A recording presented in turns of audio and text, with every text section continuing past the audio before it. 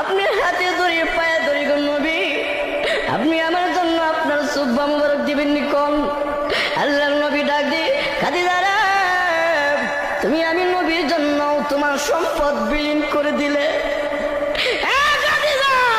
আমি নবী ওয়াদা দিলাম তোমার জন্য, আমার নামি নবীর জুব্বা তোমার কাফন দাফন হিসাবে আমি নবী দিয়া দিব। আমার নবী 2 নাম্বার শর্ত হলো নবী আপনি আবার আমাকে কাফন দাফন করে খবর লাগা আপনি নবী আসবেন, আপনি নবী আসবেন না।